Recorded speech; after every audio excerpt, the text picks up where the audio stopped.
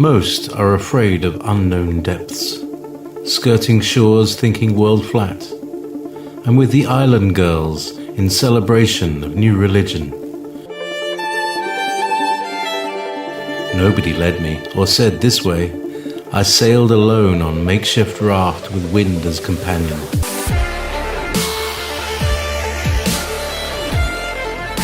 Fate for deliverance, confidence enough to assess new disposition. Seekers of lost paradise may seem fools to those who never sought the other worlds. Welcome to Momentary Zen with Zen Garcia. Visit www.fallenangels.tv. You're listening to Revolution Radio. Welcome everybody, and thanks again for joining me for another episode as we go down the rabbit trail exploring all things esoteric, trying to make sense of this crazy world and all of the insane happenings, especially with this month being so full of hype and so many people talking about so many things. But anyways, I pray none of it happens and that everything, is just um, that everything kind of is just a boring, remains the same, no insanity, no kind of craziness, no perpetuation or extension of the New World Order, but that, things just kind of go on as they have been. That's my hope, anyways. And yesterday was Rosh Hashanah. For those that don't know, it was also the beginning of the new calendar, the new lunar month of Tishri. And so, um, interesting times.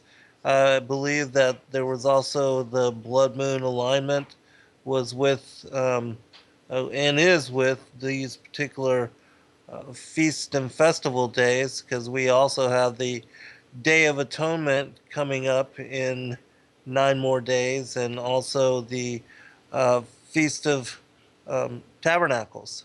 And so I have as guest with me again Liz McGee, and she's going to be covering more of what we've been talking about as far as the two houses of Israel and America and prophecy.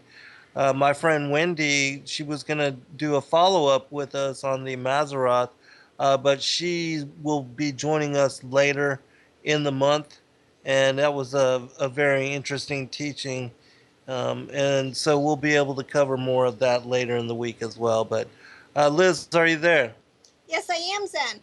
All right, excellent. Before we go into this particular topic and speak on some of the things that we wanted to cover in this show, go ahead and give out your website, your contact information, and where people can go to see the other things that you've already posted in regards to these particular issues. Okay, well, thank you, Zen, for having me on again. And I really do enjoy the discussions of all things esoteric.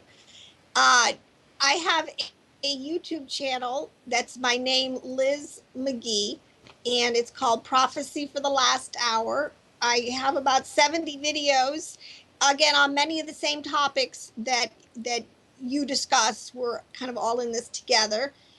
So that is something people can check out. I just did a whole teaching on Rosh Hashanah, Yom Teruah. There is so much significance in that holiday. I'm also a watercolor artist. I do have a website, which is www.com, Lizbeth McGee. Yeah, and that's if you want to check out my artwork, because that's sort of my day job, but the rest of the time is all over the text, right? Yes, I do the same thing. Work and study by during the day, and then do the shows in the evenings. But yeah, you should definitely check out Liz's watercolor work. She's an excellent artist.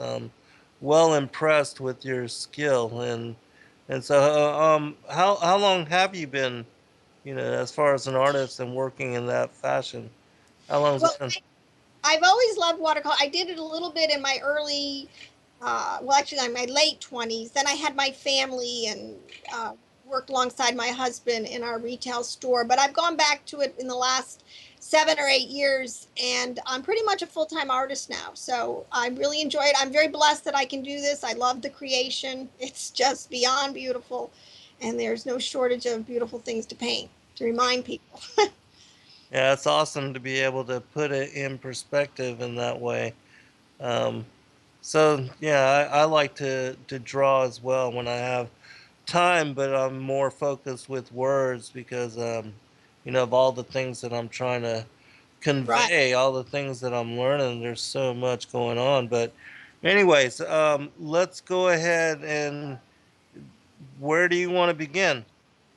Well, you were talked about Jeremiah 24, so Yeah. I did. You wanted to read it or kind of give people a synopsis of the chapter?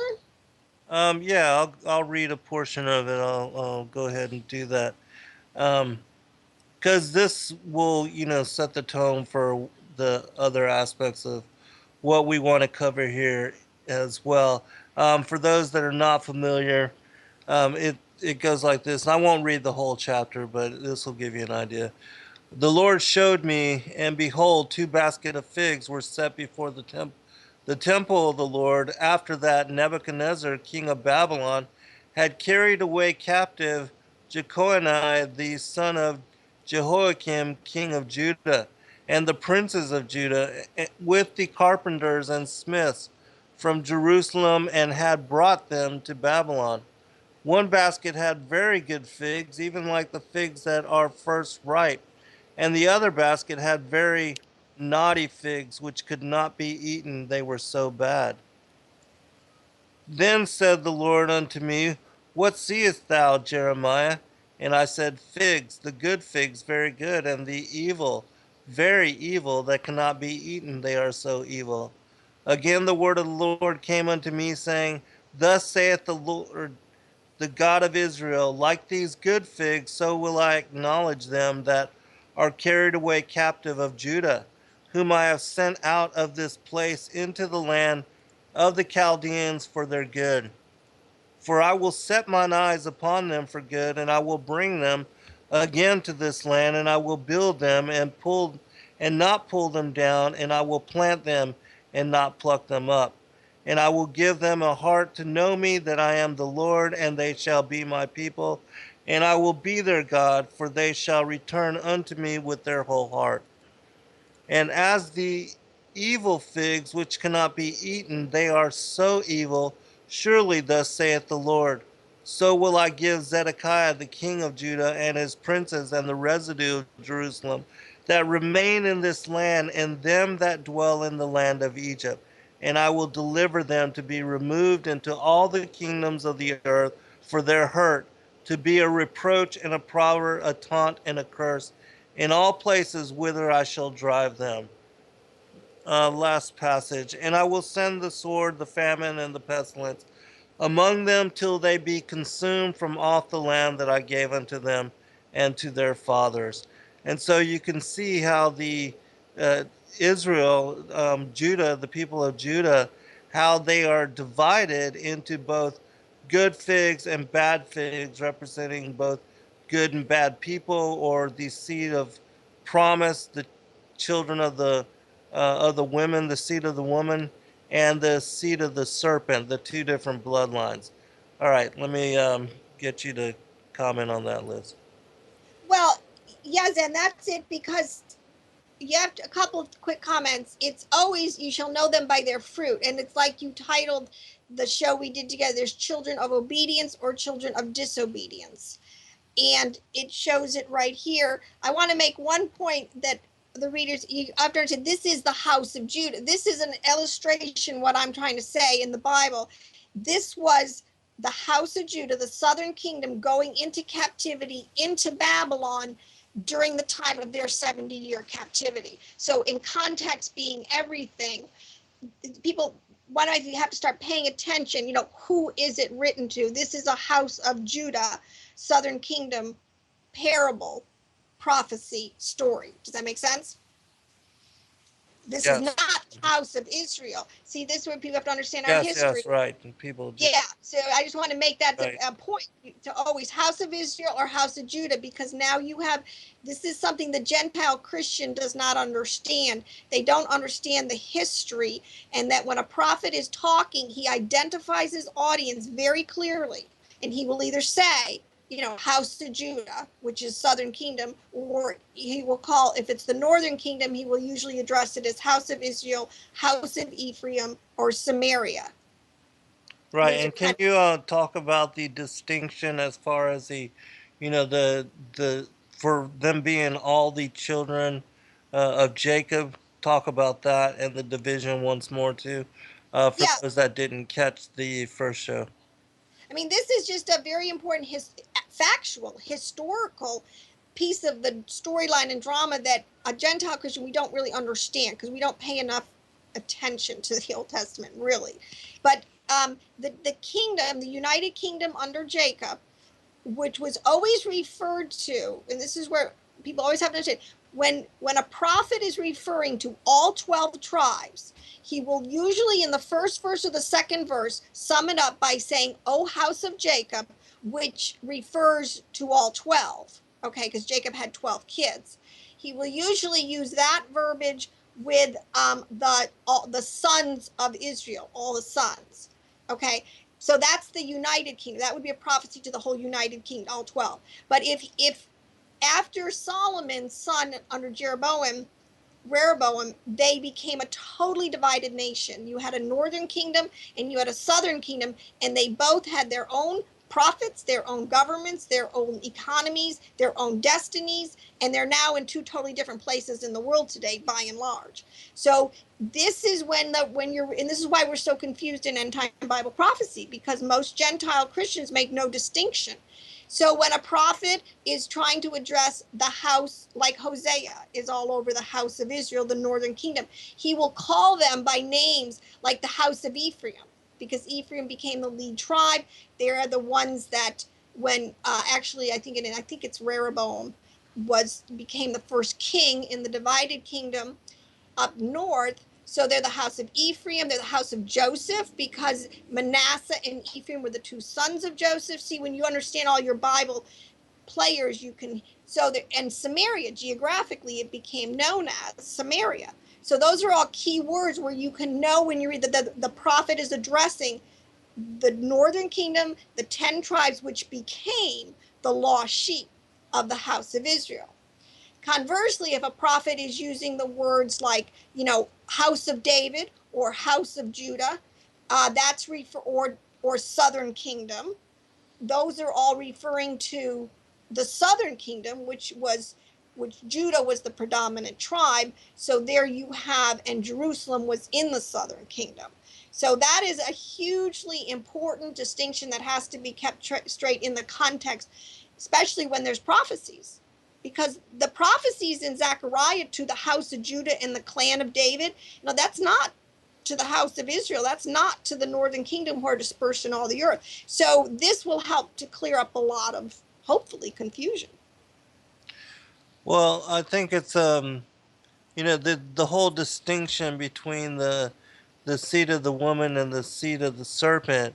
It gets, for people that don't have the eyes to see and don't understand this as it plays out through all of Scripture, the Old and New Testament. It gets discombobulated for them, and they don't understand why the patriarchs, the Hebrew patriarchs, kept such extensive record of who begat who, whom was born from whom, and how the tribes broke down and the different peoples that were connected to these different lineages. It all just seems absolutely meaningless, and it did for me as well when I first before I knew about this distinction and this differentiation, I didn't really follow it that much, and I didn't read it in great detail, like the Book of Chronicles. But once you understand, then those bloodlines and who began whom and who came from whom all that becomes so very important because it lets you know and helps those that are trying to track down these lineages and make sense of what people came from which bloodline. All of that becomes really invaluable. Um, Whereas before it seemed just like meaningless. Right, right. It's very, and especially when I say in the end times here where we are, I do not believe America is Babylon, uh, in the in the sense that it, even though we have a lot of Babylon in us. See, this is more. It's a soul issue in my mind. Um, but geographically, I don't believe we are the governmental seat. And I know this is a lot of deep. You'd have to spend a lot of time unpacking this, but the house of Israel. We because people have to understand the 12 tribes are in different places in the world. They have different eschatologies. They really do. The house of Judah has a different eschatology that they're going to go through uh, as than we are. But we're in this thing together. The part of the whole point of this is that in order to have the restoration of the whole house of Israel, the players got to know who they are. And unfortunately, our identity has been usurped by Hasid in making us think we are Gentile Christians, a whole separate entity that God just dreamed up 2,000 years ago. We're not an Old Testament saint. We got nothing to do with that. We're this little group called the church, this little book, which is totally inaccurate. We're all Israel. It's never changed from God's point of view. The children of obedience. Now they're coming from every tribe and nation and tongue and people group on the planet because, again, the seed is so mixed and mingled today. It's crazy. But it's important to understand that we are in a process of understanding the Bible on a whole, like climbing the ladder almost to the top again. So we have we have an understanding from God's point of view. Does that make sense? Yes, and as we're talking about this too, I want you because well, we're 10 minutes from the first break, but I want you to talk about the vision of the two sticks too, and how that applies to all of this. Right, right. Okay, so because then what it's coming down to, and I think we alluded to this a little bit at the end of the last time, you got, right now you've got, I look at it like kind of three groups of people on the planet. You have the chosen or the elect, those that are all in on Yahweh's side, those that know they are children of promise, the children of obedience. Then you have the Luciferians on the other side, whatever you want to call them, the tares, the thorn bushes, the briars, the Illuminatius, whatever, the Amalekites, the, serpent seed, whatever, and they know who they are. To a lot of these people that are sold out like that. And then you've got the whole harvest in the middle. And we just talked about it being lukewarm. And I do believe the whole tribulation, what we're coming as a season where people, you're just going to have to make a decision. Which side you're going to, the sons of light or sons of, it's going to become more and more fire is going to be kind of put on the world, so to speak, that people are going to have to make a decision, which side they're on or who their daddy is, this kind of thing. It's a wrap up at the end of the age. You know how you were saying, I do hope this September, I really hope it pops. I'm ready. Let's game on. Let's get this over with. Let's free Prison Planet. I would love for you would have come back and, turn this thing around on a dime. So, but it's important for people to really, it's a very serious game we're in, a very serious season. It's going to be the hugest soul grabbing time I think the world has ever seen. Because it's all really about the souls. And they're up for grabs right now, that whole harvest in the middle. Well, I think that's why, the end of days, the tribulation, and the second half, the great tribulation of the 3.5 years, that this is why all time in history culminates with it, is because the people are going to be forced to make that choice.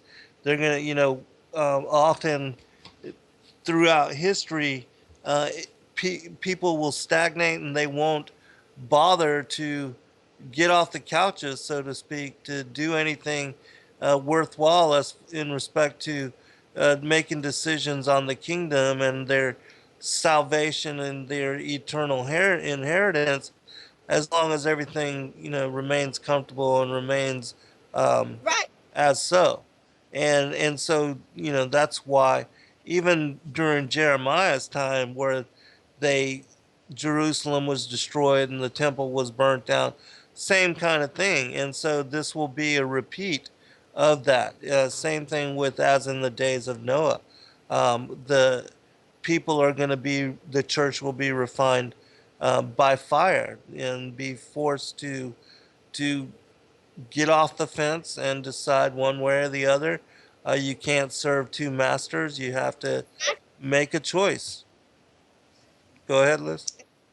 That's right. No, you people are going to have to make a choice. We don't have 70 years. You don't have a whole lifetime. Well, I can put it off until I'm old. No, it'll be a time when people are really going to have to decide where they want to spend eternity. But, and that's a part of it, because Satan, so he's going to throw everything he's got. So, but this is why I was, when is the resurrection rapture going to happen? But those are all other issues that we were going to stick to the topic of, I kind of know the good you can fig. speak about whatever it is that, you know, you're welcome to cover anything, talk about anything. Don't feel like you're in a box or you have to stick to a certain outline. Wherever the spirit leads, certainly feel open to comment on Okay. however the show goes. Okay. Well, I had a couple notes. Then I was reading in the last show some of the comments from people, and I wanted to just sort of make a comment on the comments. Yeah, But sure. one of the things when I talk about when this topic of race or seed or people group come, it can easily spin, or Saint always does try to spin it racist and elitist very quickly. Okay. But I want to make a comment. I read a lot in the Zohar and the Kabbalah, and a lot of the deeper sod works of Hebraic scriptures, as you read also very deeply. But this whole idea, one thing we have, because Paul's always right, you can be carnally minded or you can be spiritually minded about this whole thing, all this information. Carnally minded people will want to look at the outward appearance. And Jesus is very clear. Look, you cannot judge by the outward appearance. What Satan always likes to do with this particular subject is like, well, okay, so all the black people are from Ham and they're all bad, and all the white people, or however they spin it, or someone's, Esau is the, oh, I don't know, people spin it different ways, or Japheth, because there's this thing, the white, the red, and the black racist um, words that come up.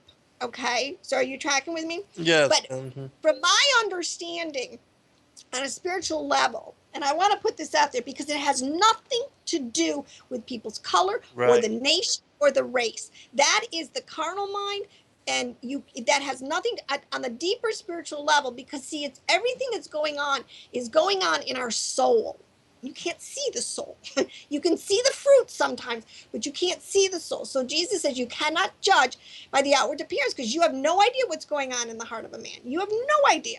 So when it says that Shem is the white, and Enoch the white, okay, it's referring to, and Ham is black, right? And I think Japheth is red. And so people like to say, well, all the black. So you know what I'm saying? You tracking with Yes. me? Right. Okay.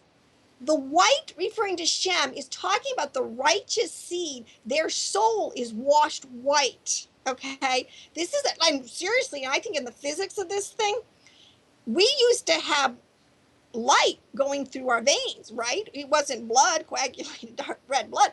It was white light. We were shining. I mean, an Right. angel is a shining spiritual being. So white is referring to the condition of your soul and how much light you're emulating.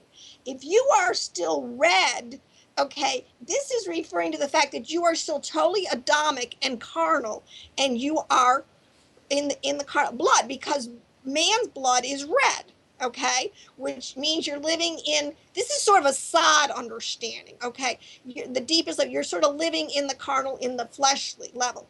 If you have black, okay, but think about it, and black blood, this is the whole point, then you are in darkness. Then what you're emanating and is flowing through your soul is the darkness of the other side, because we know that Satan Hasatan was cursed not only to roam in darkness and but to be in darkness, to be physics, this whole thing. So it has more to do with the condition of a person's soul. So I hope that makes sense, and people have to understand you cannot break this thing down, of course, because that you're playing right into Satan's hand. Well, race war, right? That's the whole thing Satan tries to do, to get us to hate each other. Okay, when that's totally wrong. You're to hate. The only thing is to hate the wicked. Okay, we can hate the wicked, and we're talking about really Luciferian, wicked, rebellious against God.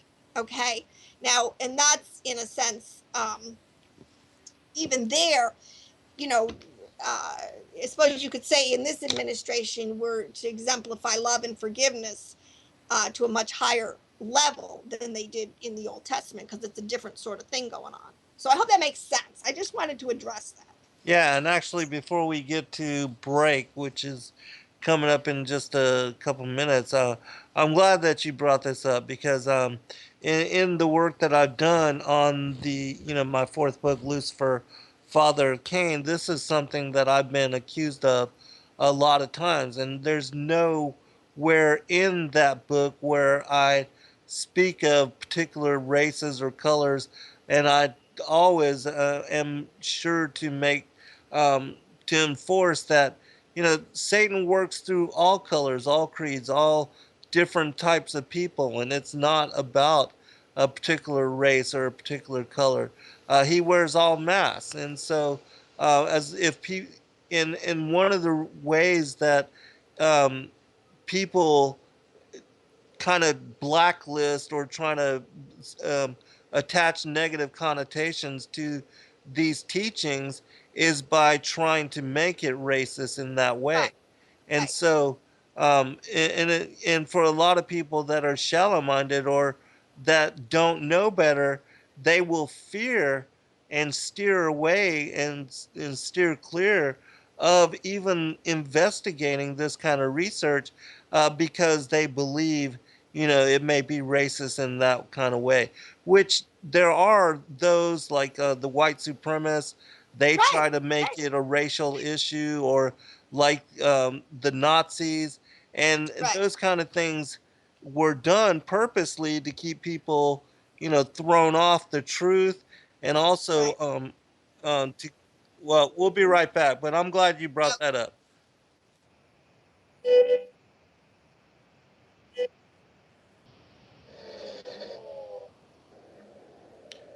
Welcome back, everybody. I wanted to read a portion of chapter 14 from the writings of Abraham. This is a very interesting text, and we mentioned it last week when we were talking about these particular topics. It says this: When the word of the Lord came unto Noah, saying, Take unto thyself Naamah, the daughter of Lamech, who dwelleth here in the city of thy fathers, for she hath been faithful to my gospel, wherefore I shall preserve through her the seed of Cain through the flood. And Noah went unto his father Methuselah. Methuselah inquired of the Lord, and returned this word unto his son Lamech. Verily, thus saith the Lord, mine handmaiden Naamah have I given unto my son Noah, that the seed of Cain might be preserved through the great flood which I will send upon the earth. Wherefore let not my son Noah fear to take her to wife, for in so doing he shall be blessed, for through him will come all nations. Wherefore say unto him, Noah, my son, I have looked upon the evils of the sons of men, which have come up before me, for they have corrupted the whole earth, save only this city in which thou dwellest. Therefore I will send in the floods upon the earth, but thou and thy seed will I preserve through the flood, for I will send mine angels to instruct thee in the building of an ark wherein ye shall be saved. Behold, I shall establish thy seed before me forever, and I will spread them abroad over the earth as numerous as the sand upon the seashore. Thy seed shall not cease as long as the earth shall stand, but through thee and thy priesthood, which will be preserved in thy seed, shall all nations be blessed. Just a couple more passages here from chapter 15. And when Lamech returned this word to his son, Noah rejoiced and praised the Lord, saying, I give thanks unto thee, O Lord, for thou hast been unto me a strong wall against all that would seek my destruction. Yea, thou hast promised to shelter me from the disasters which are coming upon the earth, that the flood shall not come in upon me to destroy my seed from the earth. Thou hast set my foot upon a rock, that the sons of men shall not prevail against me. Yea, I will walk in the way of the ancients, in the paths which thou hast appointed will I spend my days, for thou art my shield and my deliverer, and in thee will I trust all the days of my life. And so you see how this particular passage gives specific reference to Noah taking to wife Naamah, which, if you don't know who Naamah is, she was the sister of Tubal-Cain, the two children of Lamech, and they're found listed in the genealogy of Cain in Genesis chapter 4. And in Genesis chapter 5, you have the genealogy of the sons of Adam listed there. And of course, Noah, his first two children, Shem and Japheth, they were born of a whole different mother. And Ham, his younger son, was born from this particular marriage with Naamah. And so Ham was of the seed of the serpent that had made it through the flood. And it's afterwards, after the deluge, um, his children, the Canaanites, they usurped the land of Canaan, which is modern day Israel, from the children of Shem.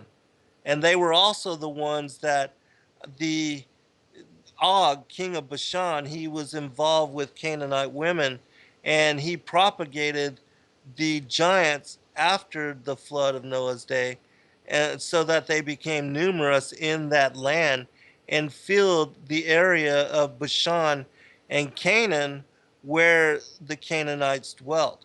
And that's why when Joshua went into the land after Moses had freed them from the bondage of Egypt, after they were allowed to cross over through the Red Sea, the Most High split the waves and allowed them safe passage. That when they went into the land, they saw the sons of Anak there. And so this is how all of that ties together.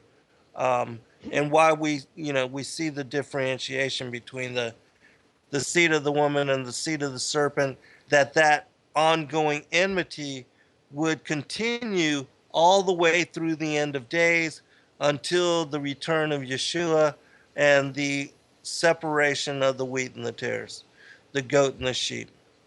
Go ahead, Liz. Well, that's great. Those are great words, and that those passages. Now, my comment would be, see, this is so interesting because, okay, why it has absolutely nothing to do with race. Now, Ham, this is also the smoking gun when everybody's, well, how'd the Canaanites get past the flood? Now, with text like this coming out and piecing all together, it really, you can put all the players and the pieces back together to get the whole story.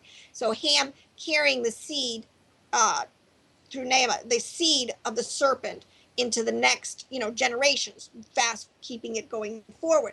But see, what's so interesting, this on a deeper level, then, because like Carolyn Hamlin would say, would testify, and it's in like the Apocalypse of Abraham. Okay, so the players, or let's say God's elect seed, comes from all sides, because she even said that in an understanding she had in a prior life conversation with the Lord, that she, and here she is born into quote unquote a Luciferian seed line, yet she is of righteous seed. And then in the Apocalypse says that some people are born on the right and on the left and in the middle. So I really don't understand, because to be born on the right means you're born into one of the righteous seed lines. To be born out into the left means you would be coming from a mixed hybrid seed line or flat out Canaanite Luciferian seed line. But this is where God, you see, it's all about, to me, the Bible is all about the story of genetics. It's all about seed and how God is reclaiming his seed through the millennia of 6,000 years. And he knows where everybody is. This is why, this whole idea of the casting of lots, leaving into, God knows where everybody is, when everybody's going to be born and how it's all going to play out. Because to me, it's also just one huge drama, a battle, how he's going to beat Satan in his own game. So, this whole idea of preserving Cain's seed, I mean, God was just like way ahead of this thing. It's just so interesting the way all these texts confirm and dovetail and can give. And I want to make just one other comment on this. The last on this topic of racism, it all goes back also to the Joseph's coat of many colors, the prophetic significance of that. And in Revelation, it talks about from every tribe and nation and tongue, there will be people for God at the throne. See, he's calling people from everywhere, you see, and they will all be there. And when people go into the two houses, it's called like the two houses. You could Google it, the two houses, and you'll get a million websites, and there's a whole bunch of people unpacking this. And some of them will spin it, especially a sort of a certain slant of British Israelism. They will say, it's very white supremacist and can get very white supremacist and elitist very quickly. And you would know that is not coming from the Spirit of God, first of all, because it's going in that direction. But the other thing would be because it is true that the bulk of a large portion of the two house or the lost sheep, the 10 tribers did, and they can document, the Encyclopedia Britannica can document, there's many places where now that people really dig, we can document, did migrate basically in a northwesterly fashion all the way through Europe, Northern Europe, islands of the sea over to America. All right. But so that's a piece of the puzzle, and that's a large demographic group of people, lost sheep, that did do that, and they did found this nation. And it was the only other nation founded under Yahweh God and his Torah, save the nation of Israel. The only two nations in the history of the planet have actually avowedly, publicly done that. But the other flip side of this coin is the Ethiopians were our huge demographic tribal seed going down into Africa. Now, some commentators will tell you that the Ethiopians have the history of the longest Sabbath-keeping people groups on the planet, back to the time of Job. And Job was actually a contemporary of Jacob. He's actually, Job, if people really want to know, according to, was a Edomite. He was a son of Ishmael, a grandson of Ishmael. So this thing is all over the place, and yet the Ethiopians kept the Book of Enoch for us. I mean, if it wasn't for them and their huge, one-stop shopping canon, where you can find everything from Jubilees to Enoch to the Discalia and all these books, we owe them a huge debt. So when the puzzle gets put back together, we're going to really, in my mind, it just makes Yahweh look so brilliant, and how he just preserved things. I mean, people can be clueless, but God is still doing his thing and using whoever will be a child of obedience. Right. From where. Another question that I get often when I talk about this is why the Most High allowed the Cain to survive, like why he didn't even strike down Cain when he killed Abel, and also why why he allowed the seed of Cain perpetuation through the flood. Because in most people's mind, they would think that the Most High would want to strike down evil immediately, but what they don't realize is that there was a plan for all of this. And a lot of people believe that when he exiled Cain and put a mark of protection on him, that this was only for 7 generations, and that he would be murdered by Lamech killed by Lamech, and that Lamech would kill his grandson in the process, and that this would bring a curse upon their own bloodline, their own lineage, but that all of this was meant to be because even like with the ark, the animals on the ark, how there were both clean and unclean animals allowed to come onto the ark. Um, Both of these, even with Og being spared, and the giants being perpetuated after the flood of Noah's day, everything was as it was supposed to be. There was supposed to be this enmity between these two bloodlines, and in which included also the perpetuation of the giants after the flood, because Yeshua will set it all straight when he, just as he brought blessing to restored blessing to some of the children and some of the lineage of Cain, gave them an opportunity to take part in salvation with his death on the cross and his resurrection. Because before then, the the children of Adam were told to not to intermarry with the children of Cain, and not to, to definitely keep apart and stay separate. And even when they came back from the exile in Babylon, they had to give up their pagan wives. But after, all of this was supposed to continue, because when he returns this time for his second coming, then the harvest, just like it says in the parable of the sower, let both grow up together until the time of the end. And then in the time of the end, he will send out his angels as the reapers, and they will separate the wheat from the tare. And this would also give people a chance to determine who they want to serve, and determine whether they want to be good figs or bad figs, goat or sheep, wheat or tares. Right, and it also is in your books, especially your last book, Skyfall. If this is really a replay, we're giving a second chance to decide our eternal destiny. If we really Yes. are on a deeper level, if this really is in the justice of God going on before the courtroom of God, where all different circumstances, all different players, we're making our choice again, uh, then that could be another reason why God is allowing it. And also, I do think 6,000 years, Zen, is not a long time. Uh, since the sufferings of this present Right. time are not worth to be compared. I think people are really hung up on and past ages. I mean, Atlantis was judged. A lot of Right. these we're beginning to understand this thing cycles. So I think that's becoming a little bit of a straw dog argument, and I think people better start thinking, instead of deflecting at why would God do it, and say, well, I'm in this thing, I better make my decision, because it's real. Yes. I don't know. It's very real. But I did want to take a little short detour, Sure. if you're ready for one. Yes, I absolutely. wanted to say something about, because what I'd like, there's a whole nother layer once you,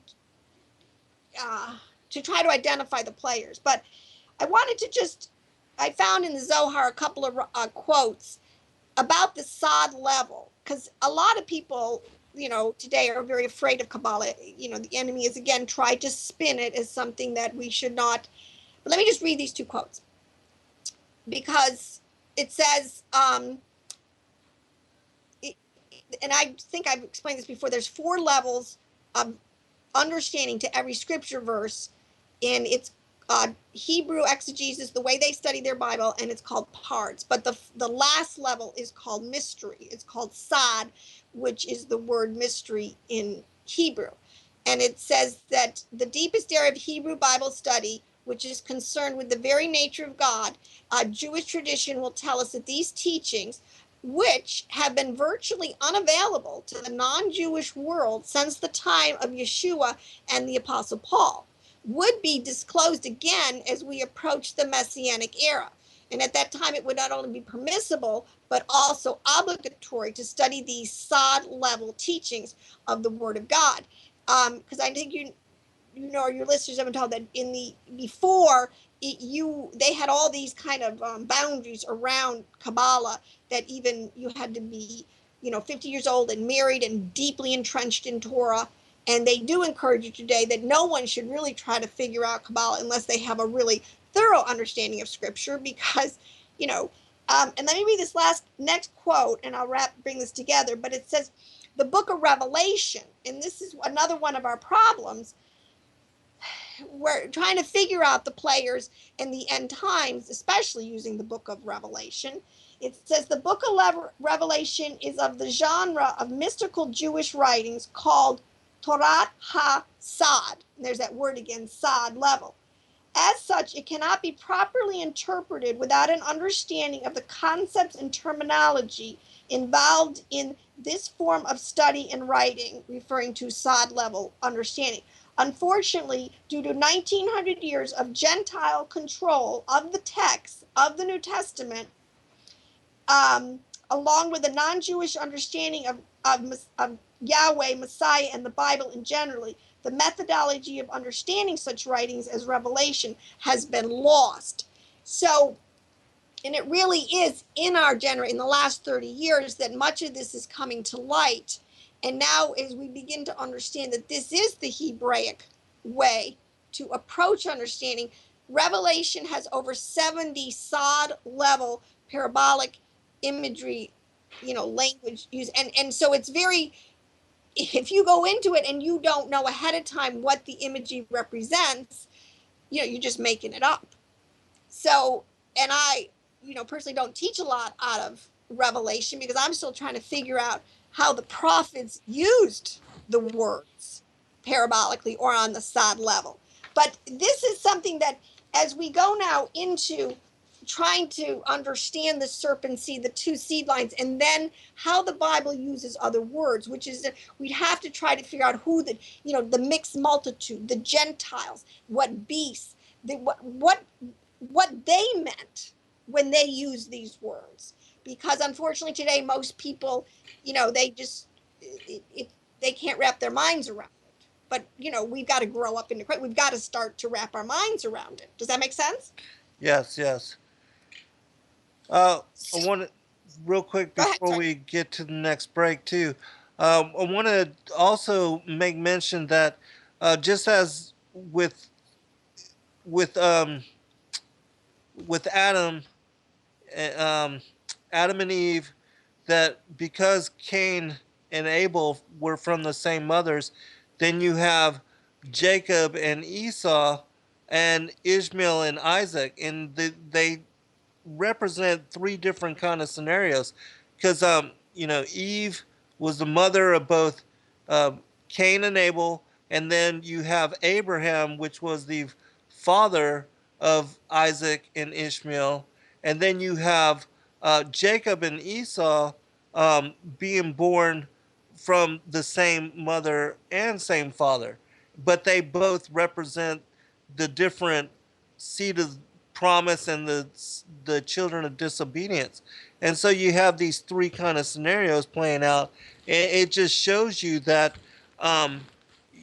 depending on your election and the circumstances, the situation of your life, you can be considered either or. It's not all just based on bloodline, and that because Christ died on the cross and extended salvation to everybody, that how you act, how you behave, whether you choose to accept him as Savior, Messiah, all these things play into how your eternal inheritance is decided, and whether you will be counted as part of the elect or part of the wicked, and how you walk your path, whether you walk the narrow way or whether you trod down the broad path of destruction. We'll be right back.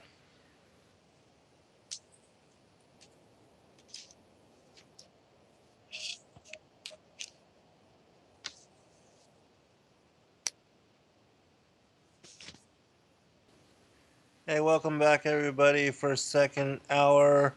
I'm your host, Zen Garcia. This is Momentary Zen, and I have with me this evening as guest my friend Liz McGee. We've been talking about the house of Israel and differentiating on the seed of the woman and the seed of the serpent and the ongoing enmity between these two bloodlines and lineage and how they play out even unto the end of days and why they were given continuation, why the seed of Cain was given continuation throughout all time, and how that will be settled with Yeshua's return.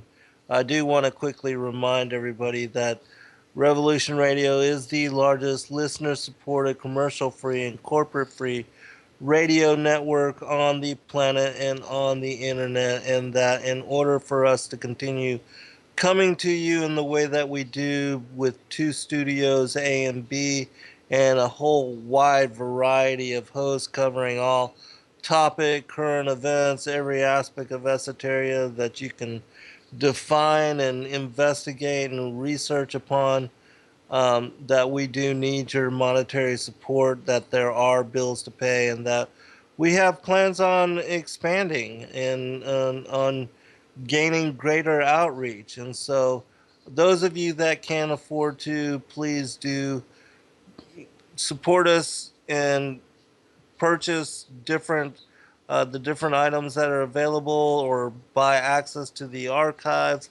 There's such great deals out there. I mean, for $4.95 a month, you can um, gain access to the archives and download all the shows going back for years now, and all of them in MP3 form. Upload them to data discs, play them in your cars as you drive, put them on your iPads as you jog around the neighborhood or run down your favorite path. I mean, however it is that you want to do it, just please do support us in whatever way you can and help us to keep coming to you in the way that we do. And know ahead of time that we appreciate you and thank you for your fellowship and for the meaningful dialogue that you share with all of us, all the various hosts. I know I appreciate all of you, and I know that everybody else does as well. Um, and so, let's go ahead and get back into this topic. You were wanting to say something before we went to break, or did you want to comment on what I had said before we Well, I got? Yeah, go ahead, sure. Liz. Well, I thought I would just comment again on this question. Why Cain? Uh, why did God let him live? Was, I think, the question you said.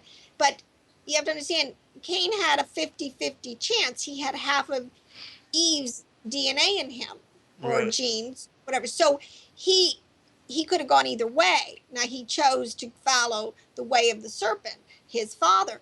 But the thing is, I also believe this is why God says that grace, where sin abounds, grace does much more abound. See, I always bring these things down to genetics and physics. I believe that grace is actually a physics that will trump sin. And this is what we have at our disposal. And this is why when God said to Cain, "What kind?" And why didn't you ask me to help you over? It's called the evil inclination, is some of Yes. the text will put it. Why didn't you ask me to help you? And this is what we all need. We can overcome any evil inclination by the grace of God, because it is stronger than the evil inclination and it will trump it. So, but again, it gets down to your motives and how much do you really love righteousness. And that will point you in the direction that you're really going to go. So, and there were a lot of people from Cain's side, like Naamah, who, and I think in the story of the writings of Abraham, she was seeing kind of the deeds of her fellow Canaanites, right? And she was like, this is not good fruit. And she came and asked if she could live in the city. I think it's called the city of God, right? With Shem Right. Right. and no, and the rest of them, and learn righteousness and learn Torah. And she did, and she was exemplary. So it does. This whole thing has nothing to do. I think it's just a stage. It's just the props. Your genetics are just the props of where you're going to go with the cards you've been dealt. Your genetics, so to speak. Right. But I just wanted to give two quick quotes from the Oh, Zohar on this. let me make one quick comment before you go into Sure. that. Same thing with Rahab. assisting the Right. spies and being counted in. I mean, she's actually listed in the whole genealogy of Yeshua, whereas Cain is not. In Chronicles 1 and also in Luke chapter 20, chapter 3, where you have the whole listing of all the patriarchs going down back to Adam. Cain is excluded, but we know that Rahab is included in that genealogy. But go ahead. Right. Well, and the Bible is replete with these kind of stories. And I'll give you one. This is from the Zohar again. A quote. It says, "The mixed multitude are the." This is, you'll find this interesting, Zen, if you haven't already read this. "The mixed multitude are the impurity which the serpent injected into Eve. From this impurity came forth Cain, who killed Abel. From Cain was descended Jethro, the father-in-law of Moses, as it is written, and the sons of the Kenite, the father-in-law of Moses." So according to tradition, he was called a Kenite, which we know is a Canaanite, because he originated from Cain. Now Moses, in order to screen the reproach of his father-in-law, sought to convert the mixed multitude, the descendants of Cain, because see, this is part of the problem we don't see. When they came out of Egypt with a mixed multitude, there was a lot of Canaanites that came out with them. Because remember, a lot, if you look at the genealogies, so many of the tribe, I mean, even it I don't want to go off on too many rabbit trails, but mixed multitude is a word that is talking about a mixed hybrid. So you got part Canaanite seed and part of the Adamic seed. Okay. So, but when Moses married the daughter, Jethro's daughter, and I think it was Miriam, his sister, got all upset and said, "Why are you marrying her?" See, again, because, and we don't understand what the big hubbub was, because he was a Canaanite or a Kenite. But obviously she must have had a heart for God, and God must have sanctioned the marriage. You know that story I'm talking about? Yes. So, Same thing so with the here's again, Senate. Joseph and the Senate. right. It's right. So God is always looking on the heart. Now, there's another verse or a comment from the Zohar. It says, "Now various impurities are mingled in the composition of Israel. One kind is from the side of the serpent, another from the side of the Gentiles." Now, if I go on to read this is going to open up a whole can of worms. But this is where I think people have got to really kind of understand a whole level that's in the sod level. That when he talks about the beasts of the field and what it's talking about. Let me just read this quote. All right. One side is from the side of the serpent, which we know is Canaanite, coming from Eve and the Nakash, or the serpent, right? Another from the side of the Gentiles. Because see, this understands, we have to understand what the Gentiles are and why Israel was so, wouldn't have anything to do with Gentiles. It's not that they're just, lost people, where there's actually a genetic issue going on. But when you understand that God is not judging anyone according to their genetic issue, he's judging them according to their heart disposition. But what was going on? It said one kind, now, the side of the Gentiles who are compared to the beasts of the field. When the word beasts of the field, and this gets into in Revelation, the beast in Revelation, like what is that talking about?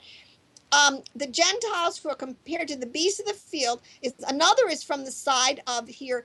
It's called the Mazikin, but the goblins we know, or I think the better word we would use would be zombies, because we know it isn't just Cain who's gotten into the seed line. We know, between the fallen angels and you have the Nephilim, who knows, there's been so many genetic incursions in the storyline. Sodom and Gomorrah, what was going on there. Right. And it says, as it was in the days of Noah, it'll be again at the end of the age. And it has been going on under the radar the whole time. So then it says, for the souls of the wicked are literally, it's using the word goblins here, but I'm sure zombies would be a better word, or Amalekite. And there is an impurity from the side of the demons and evil spirits, and there is none so much cursed among them as Amalek, who is the evil serpent, the strange god. He is the cause of all unchastity and murder and idolatry, and the two together are called Samuel, the poison god. Now, but this is the thing, as we begin to understand these words and what they're referring to more of genetically mixed, because this is why I really think, Zen, you're totally on, that this is really just another rehash of the war in heaven, our incarnation, so to Right, speak. right. Because, oh God, how was I going to say this? We have to decide, oh gosh, how was I going to pull that together? That thought just went out of my mind. You have the demons. Oh, I know in Genesis where it says, and God emphasizes it on every day of a creation, says everything is supposed to reproduce after its kind. That should be a tip off. See, that's the deepest, the thought level is things were not reproducing after their kind. I mean, this is the problem. Those words represent different players in this thing, as we now call it. See, whether you're going to call them a fallen angel or whatever, but this has always been a problem. And this is the only way God could separate the righteous seed again, or those who would be loyal to him. And so I do, now this is really deep level stuff, and most people don't see. This is why I say it's nothing that you want to be teaching in Sunday school, because the Right. bigger principles of God's mercy, his justice, his foreknowledge, his love, his judgment, those all have to play into this storyline. But as we come to the end of the age, this is why it's saying, as it was in the days of Noah, so shall it be again. And with Satan, hordes get unleashed again. And I really believe the whole thing with, if it is true September, with CERN, with, all this kind of stuff, with where there is going to be a ripple in time, where that whole realm is going to be able to come back front and center into our happy little bubble, our little sphere. Because I think the ancients had to deal with this a lot more than we did. We know this. From studying the early mythologies, they had to deal with archons, fallen angels coming right into their realm and setting up shop, so to speak, right? That's the Right. whole story. Giants, So, hybrids, men of renown, all that. There's all all that, kind of weirdness. yeah, all kind Miscegenation. of, exactly. So this is, we have to begin to wrap our mind around it. But this time, we know the outcome will be different. And this time it will be dealt with in a much more severe level. And this time, the righteous will be able to go into a peaceable kingdom of rest, where the problem will be dealt with. There will be no, let me put it this way, no Ham will be getting on the boat. Right. Okay? And taking us into the next age. It will all be righteous. So that's good Yes. news. Praise God. But this information, I just think, is extremely important to, and it's so, listening to the commercials in between the show. I mean, people are just, they know this world is out there. They just can't connect the dots, and especially can't connect it from the righteous, from God's point of view, what's been going on. Right. Right. So, Yeah, and I your agree. I comment. think it's absolutely essential because it helps to explain the whole new world order, the secret societies, the Masons, and all of their affiliations. How they're all, they're Luciferian. They worship the sun god. They worship Lucifer as the light bearer. The whole ancient alien phenomena and how they are trying to attribute the creation of humanity, modern creation of humanity, to the ancient aliens, and how those that are not aware and don't understand the biblical text, how they're just ripe for this strong delusion, how they're just ready to bow down to these Totally. beings. Yeah. See, this is an information war. Oh, more than anything, it is Right. an information war. And because the church has not had this information, we haven't known how to really, have an apologetic to even the movies that come out. Most people are just dumbfounded. If they realize that this is really, I mean, there's more truth telling going on in the movies and the TV shows coming out now, and the commercials. It's like, oh, you almost got to laugh if it wasn't so serious. Right. But another thing, I just want to read, if you want, one more quote here from Sure. a Zohar. But this whole, because I think this helps us to explain and unlock the Old Testament, which so many people dismiss Right. as you just can't make when you get into some of this deeper stuff. But here's one. It talks about, this is from the Zohar again, Balaam. Okay, it says, in which place, let me see where I should start here. Okay, so we know about Azazel, the watcher angels. Enoch talks about it. They came down, the 200 angels, the whole story. One of them was named Azazel, right? But it says, now when God saw that these fallen angels were seducing the world, he bound them in chains of iron to a mountain of darkness. Uzzah he bound at the bottom of the mountain and covered his face with darkness because he struggled and resisted. But Azazel, who did not resist, he set up by the side of a mountain where a little light penetrated. Men who know where they are located seek them out, and they teach them enchantments and sorceries and divinations. These mountains of darkness are called the mountains of the east, and therefore Balaam said, from Aram has Balak brought me, from the mountains of the east. See, Balak, we know, was a soothsayer. He was one of these who knew how to do enchantments, sorceries, and curses, and that's what he was trying to, Balak was trying to get Balaam to do. Yeah, hired him for, yeah. Right, because they both learned their sorceries there. And it says here, now in this place, and from whom did Balaam derive all his magical practices and knowledge? Rabbi Isaac replied, he learned it first from his father, but it was in the mountains of the east, which are in an eastern country, that he obtained. And he obtained a mastery of all the arts of magic and divination. But see, this is what I think the root is of Babylon. This is because in the east, they're in the plains of Jericho, I believe. So east is Babylon. And this is all ancient knowledge coming from those cities of the plains. And I think Babylon just became the code word because actually before that it was Nineveh. And then it was, I don't have my notes off the top of my head, but there were cities, Shinar and Elam. I don't know if that was one of them. There was like 6 or 7 cities in the plain, and they were all messing around with this kind of stuff. And I think this is what is referring to the mountains of the east. They were all into opening portals. This was Nimrod's territory. This is where they had totally begun again to revisit all these things that they were doing before the flood. So, and then he goes on, they obtained a mastery of all the arts of magic and divination, for those mountains are the abode of the fallen angels, Uzzah and Azazel, whom the Holy One cast down from heaven, and they were chained in feathers. It is they who impart to the sons of men a knowledge of magic. Now, so that is this is because when the east also refers kind of parallel, from the beginning, because the sunrise in the east, the Eden was in the east. East always represents in the beginning, and then the west kind of always represents sort of the wrap up at the end of the age, sort of where things are going to be in the west at the setting of the sun. That's one of the ways that the prophets sort of refer to time like that. But this whole thing, these secret societies, they still do all this knowledge and understanding. And this is what's been ramping up and ramping up and ramping up. My thing is, okay, I think we got a little bit of this information unpacked, and we better start really quick. What are our promises? How are we going to combat this thing?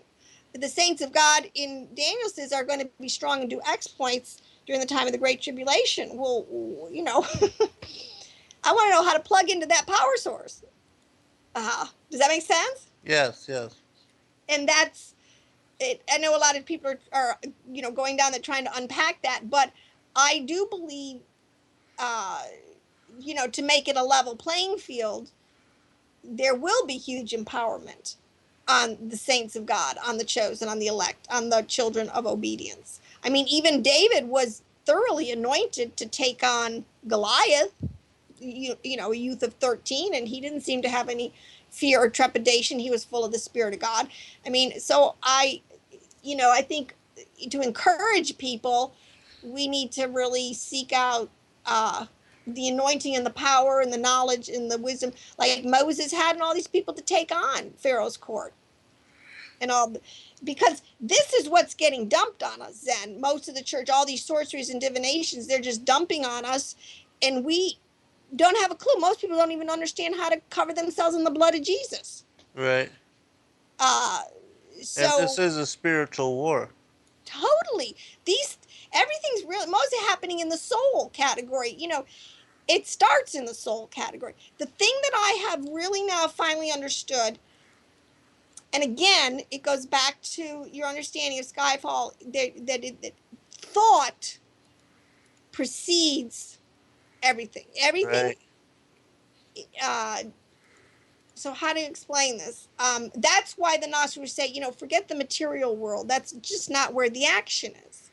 The action is going on, and it's in the subatomic, or you call it the quantum level, you know, whatever. It's going on in the world of thought and the energy and the vibration, the wave that's making that original thing. And that's what Jesus says, for out of the heart are the issues of life, when you finally act on that.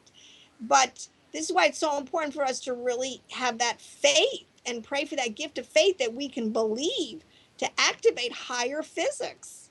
I don't know. It just makes sense to me. Oh yeah, absolutely. I mean, that's really the way that it works, because everybody always refers to karma, and how it comes back to bite people on the butt. But it truly reflects the energy dynamic of how intent works and how manifestation works. Christ was the prime example of this, with the way that he was able to take a few fish and a few loaves of bread and feed the masses, and so yeah, those kind of things. That's the way. Even with conceiving an idea and then bringing it to fruition, in however, even with a piece of art, seeing it in the mind's eye and then manifesting it in, whether it's a sculpture or a painting or a poem, same kind of thing. It all really works on that kind of a level. And it's so much of this stuff. I just hope that we can begin to dial. It's so much of our problems, to me, is a linguistic problem. There are so many words to describe the same place, the same thing, the same experience within the Bible, and we have to really be more to really understand. Oh, I don't know, the whole semantics of the thing. This is when you start into Bible research. I mean, there's over 70 names just for the city of Jerusalem in the Old Testament. Now, if you don't know that, you're just gonna, like, Uriel is one of the names of Ariel is one of the names of Jerusalem. So many things, because both sides, well, but that's another rabbit trail. I don't want to go down there.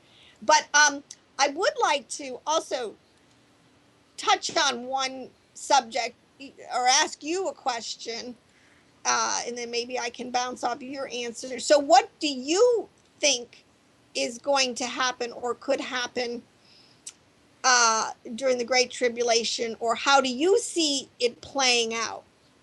Because I have a little bit of a different take. So I thought maybe we could just sort of, Yeah, like to hear what. we'll do that, but we're almost to break. We'll pick that up Okay. on the next segment.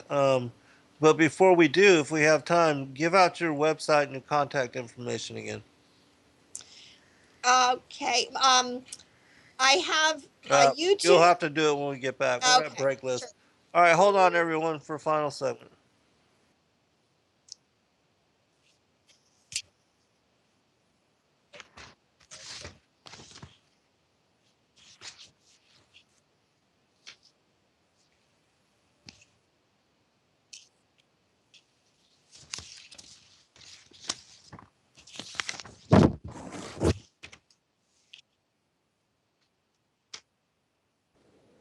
All right, welcome back, everybody, for final segment. I want to read a passage to set the premise for the last part of the show. Um, and then I'll get you to comment on this, Liz, and then you can ask your question to me, and we'll go into how we see the end times unfolding. It says this: our original subject and his relatives, who are kings, queens, princess, and princesses, as well as leaders of industry and banking worldwide, believe and act as though they are children of an otherworldly race of humanoid beings but not human only, hybrid human, more than human, superior alien humans.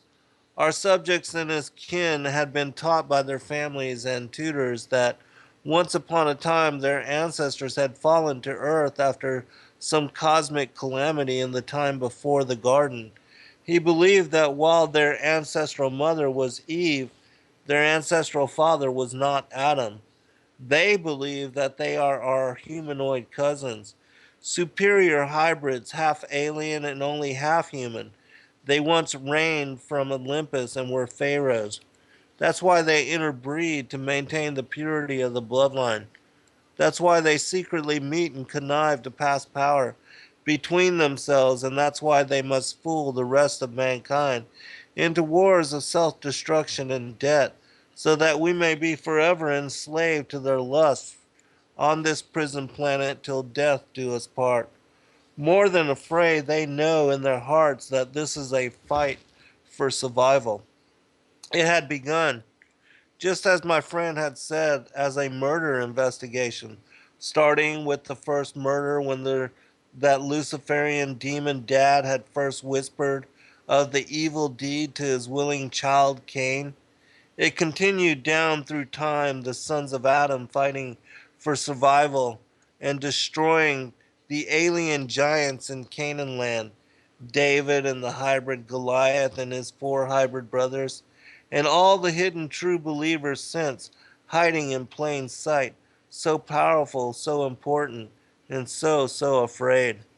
These earthbound half cousins of ours continue to laugh, but it is a nervous laugh at that, as they have a joke or two at our expense, recreating their lying father's fall to earth and flashing their heretofore secret gang hand signs to each other right in our face.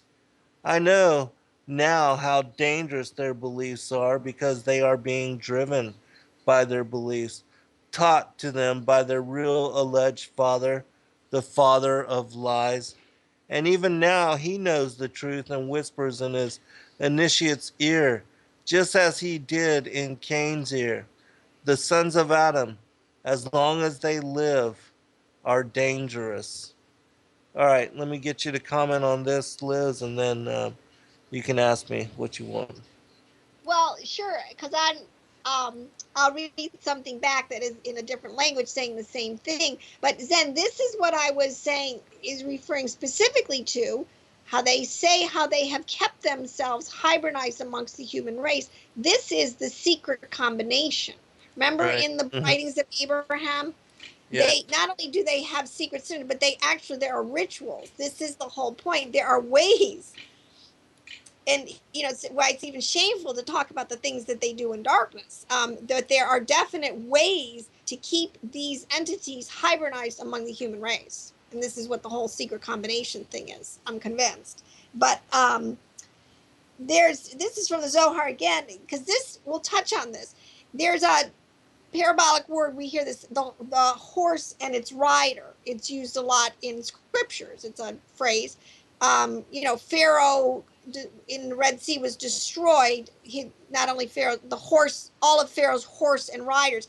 But it's what I've learned now is what is that saying? There's an interesting teaching in the Zohar concerning a vision of the future that Jacob had at the time he blessed the two boys. Jacob sees that through Ephraim, Israel would fall into terrible idolatry. When Jacob was about to bless Joseph's son, he saw by the Holy Spirit that Jeroboam, this is the house of Israel now, the son of Nabat, would issue from Ephraim, and he explained, who are these? And he saw this seed. This is exactly what Jeremiah saw, was again the figs. It ties it all back together. The bad figs, bad seed being manifested. Who are these? And it says these are an allusion to idols. The reason is, and I want to just say one thing. I'm going to, and maybe you'll let me then unpack really what an idol is, because we don't have it straight yet, I don't think. But being an allusion to idols. The reason is that besides the evil serpent, there is one that rides on it. And when they are joined together, they are called these, and they visit the world with all their hosts. It is also interesting to note in the above quotation from the Zohar that there is an evil entity that rides upon the back of the serpent. And this is similar language to Revelation chapter 17, where the whore, or Babylon, rides upon the beast. See, this is what I want to say. To understand a lot, you have to understand the language. The horse and the rider is exactly what you were saying, and it is the horse is a beast, is a hybrid. It would be a canine. The beast is in the animal kingdom, and it represents a person or a people group or whatever who is beastly, and they're very carnal, and they run on instinct and kill. But it's the rider, see, because a beast can be ridden and tamed, and this is the whole idea where Hasatan in the story of the garden, you know, you had Satan who rode the beast, so to speak. You had a horse and a rider, which is just another way of saying the same thing. And that's what these people do. This is what the final Antichrist was. You know, you will have a hybrid person who is a beast because they're a hybrid, but he will be he will be infiltrated, motivated, completely possessed by the rider, who is a much more intelligent, because the rider is much more intelligent than the beast that they ride, will ride and direct and orchestrate what the beast does. So Babylon, so this is where the beast would represent, you know, the final Antichrist hybrid person, whoever it's going to be, whatever. We can talk, you know, someday who we think it might be, but they will be riding. Who will ride them is Hasatan, and this is the horse and the rider thing. This is the whore riding the beast. So does that imagery make sense? We're saying it's always it's just, we just got to understand these imagery, this language, and we can put the thing together. But so that's what I think about that, and I think it's totally true. We're subject. Oh my gosh, we've got to get ourselves educated. Oh my gosh, but this is why, and I want to end this, where I think American prophecy, and to bring this thing all full circle. So these are, like you just said in Jeremiah, he saw these, the bad figs and the good figs. And this is talking about how Jacob could see down the line, and he could see the apostasy and the idolatry that was going to happen in Ephraim's tribe, in his line, his people, and they would be hybridized, and there would be idols in the whole mix. But so then we bring it back to the two houses of Israel. And is America Babylon, or is America the governmental seat of the house of Israel? And why I would say that we're the governmental seat of the house of Israel. And this is why I would say the scenario that I see God brewing possibly a scenario which could be a window for us to for the reunification of the whole house of Israel. So to bring it full circle, if you want me to. Well, explain. All right.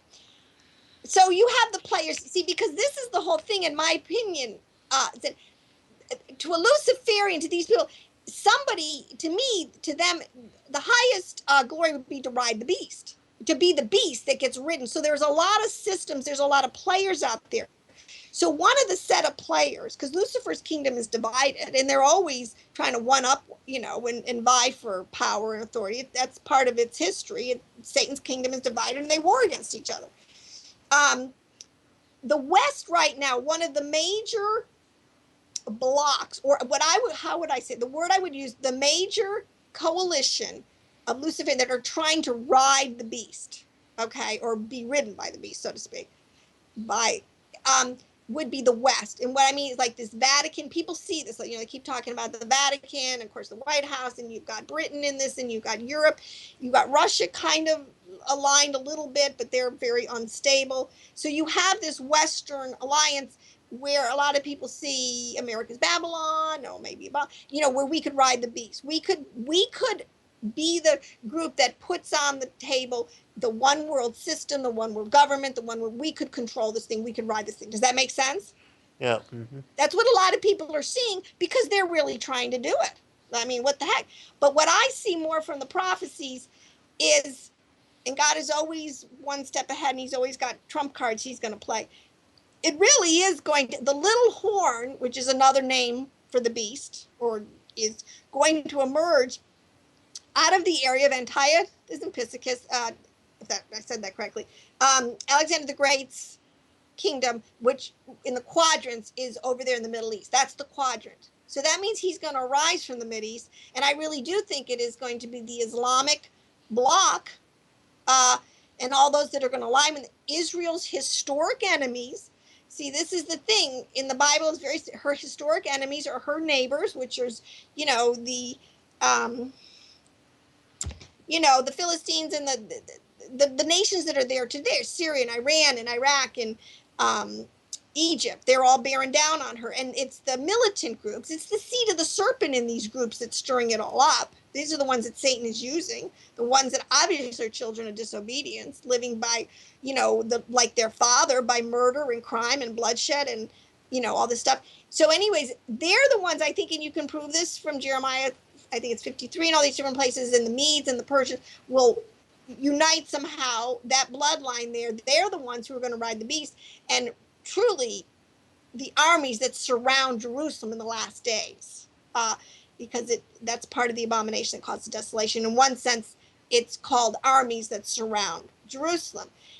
But when the ability to run, and this could be the big humbling of America, this could be what's going to take us down a whole ton of pegs and, ruin our economy if we lose control of this thing, which to me could be the greatest blessing in disguise. Because if we could wake up and realize how we've been just tools of the enemy to just continue to bring in and open ourselves up and let this whole Luciferian kingdom come upon the whole earth. But if we would repent, if we would acknowledge who we were before Yahweh, if we would understand his lost sheep, that we can't, my people are destroyed for lack of knowledge. If this idea of the two houses, the reunification of the whole house of Israel, if we could understand what's been going on with spiritual sight, there's a window where we could take our country back. We could kick the tares out. We still have a bit of a government, a bit of a constitution. I gotta hope, with God on our side, who can be against us?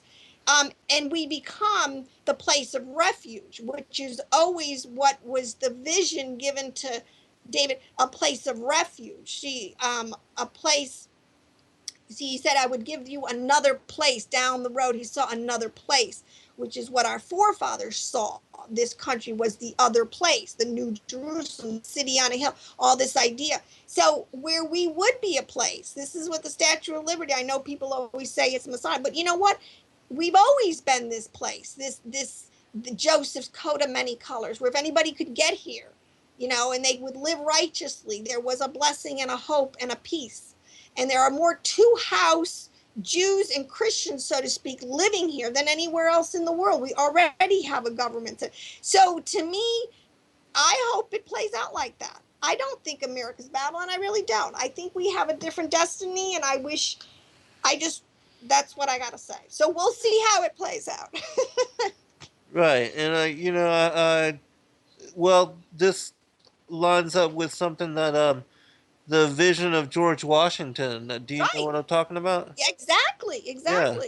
Yes. Yeah. And so, yeah, I can see it being played out like that. And a lot of people have had visions along that line. And even if if America is, as far as New York, even if it's destroyed in some way, that still, it doesn't represent the people. It doesn't represent Main Street. Right, because we're different than the leaders of the country and the way that the direction and for me, we are still that shining beacon on the hill, not the country that tortures and that detains indefinitely people without regard, no habeas corpus rights.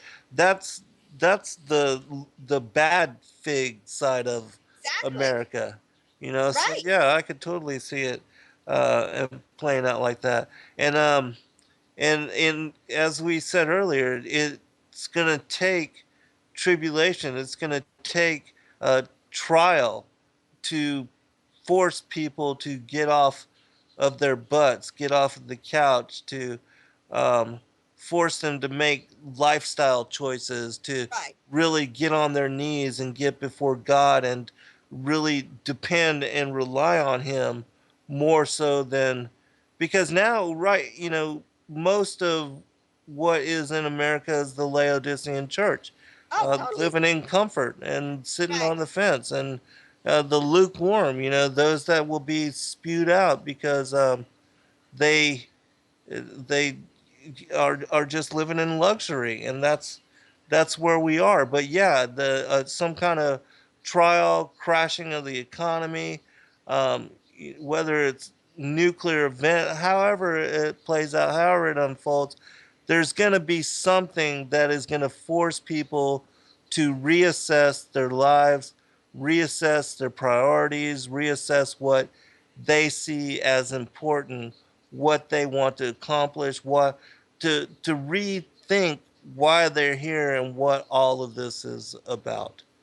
Right. And also to be open to new ways of thinking, new Yes. paradigms. And like the evangelical church, I mean, they are so locked into their, and this is, they the Laodicean church thinks that they're rich, and they have sight, and we said, no, you're wretched, blind, naked, and poor. And Yes.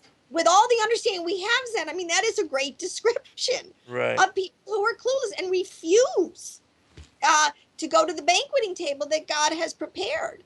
Right. Uh, and, be a virgin that's not getting oil. You're going to Yes. pay Exactly. dearly for that. I can't help it. Exactly. People got to stop playing Candy Crush and stuff. Right. Right. Right. But Right. And get serious about the kingdom. really, so, well, I think, I do think there are tears here, so I don't think it'll be easy. But the flip side is we have great stories of Israel, of our, when we were in the land, and we were besieged by armies, and, the king would go and say, help us, God. And one angel one night would kill 85,000 soldiers. So, I Yes. mean, we have promises. We do know what God is capable of. Right. We have no excuse. My people are destroyed for lack of knowledge. So, Yes. this is something, but it is going to take something to shake people up, to get them ready to examine new paradigms, Right. because there's just too much distraction and too much eye candy, and it's too easy to love this world and get away with it. Mm-hmm. And people, they love their entertainments, and just like in the protocols, it says that they would establish amusements and entertainments just to keep us distracted. And Right. that's where people are. The Laodicean church, they're relishing in their comfort. They're totally okay with living for the carnal aspects of world. And so that, yeah, something's it's got to be shooken up. It's the whole vision of even Dmitri Dudelman, the prophecies and the warnings that he's given to us even so long ago. The whole thing with George Washington seeing liberty stumble but not fall. Right. Right. See, we do have a destiny, and God will allow us, you reap what you sow. But, even a remnant, God will be faithful to the remnant. And there's enough of us here. I really believe this. And there's more around the world that if they could get here. Um, and, I do hear more about churches letting in whole, groups of Syrian refugees or this. People, we're going to become the place, I'm convinced of this, as the world, erupts into World War III, and the whole Mideast becomes a conflagration. It's prophesied. Now, the flip side of this, then, let me throw in one more thing that I see. Uh, and again, it's my opinion. I'm not saying, no, thus saith the Lord stuff, but it says that during this time that the remnant in Israel, in the land, our house of Judah, will be carried on the wings of a great eagle to a place prepared for them out of the dragon's reach. Now, one parabolic side level understanding of that is the remnant. So there are righteous in Israel, just like there are here. Jews and Christians, Messianic. There's just a whole mix. They're going to have to go somewhere, because when the armies do surround Jerusalem, and if you read Zechariah's prophecies, 2/3 in the land, it's going to be the crucible. I guess this is the other side of the coin. So that's the house of Israel's destiny, I see. And let me make this clear. The house of Israel is what I just described as their prophetic destiny in America and around the world. And I do think we're going to have to pay dearly, for our sins, in the sense that we will have some judgment and chastisement, but we will not. He will not give us more than we can handle. The flip side is the house of Judah still has to come to understand who Messiah is. Part of the restoration of the whole house of Israel is that we, the Gentile church, have got to start apologizing for this quote unquote Jesus that we've been preaching, because their whole thing is, you preach this guy and he's got nothing to do with our Hebrew scriptures to a large extent. And we know that to be true now. Much of the organized religion is so, we're practicing all the pagan holidays. So, they're looking at us going, come on, what's wrong with you people? Right.